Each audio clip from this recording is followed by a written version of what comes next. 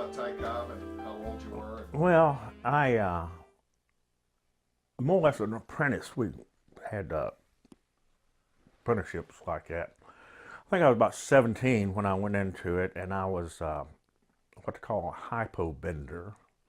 In other words, I worked in the darkroom primarily. But anyway, and I answered the phone, and I had a 4x5 graphic, of which I knew I was beginning to learn how to use it. You know.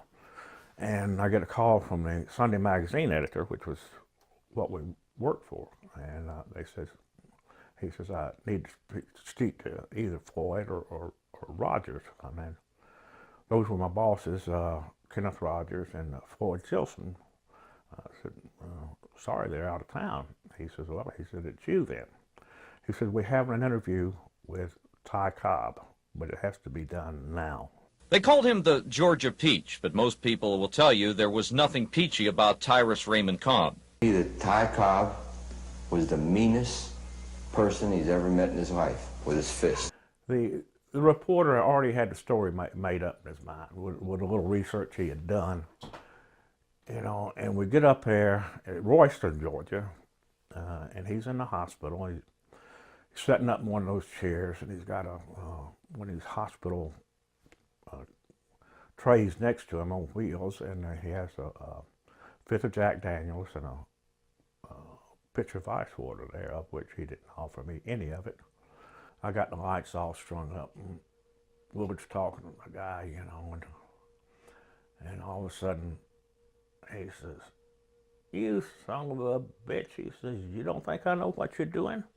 He said, you've already got this story written. He says, get the hell out of here.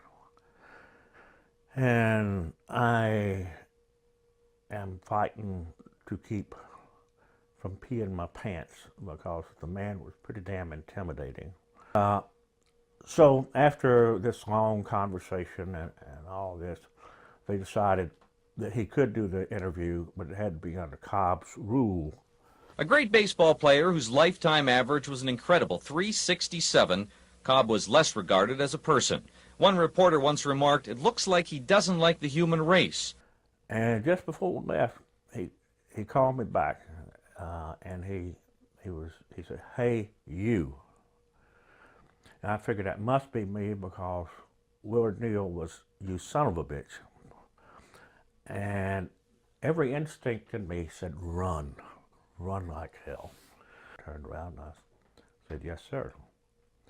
He said, I never had any trouble with photographers. He says, goddamn reporters. I said, yes, sir, I agree with you. And stood there for a minute, you know.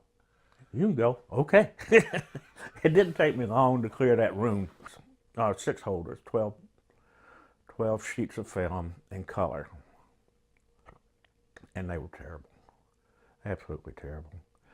I think there was one in there that we managed to get, you know, that was passable. Nothing you want to stick in your portfolio for sure. But the black and white was fine, so we got that, you know. But that was my first interview and his last. I think back, and maybe that done me a lot of good because not much intimidated me after that.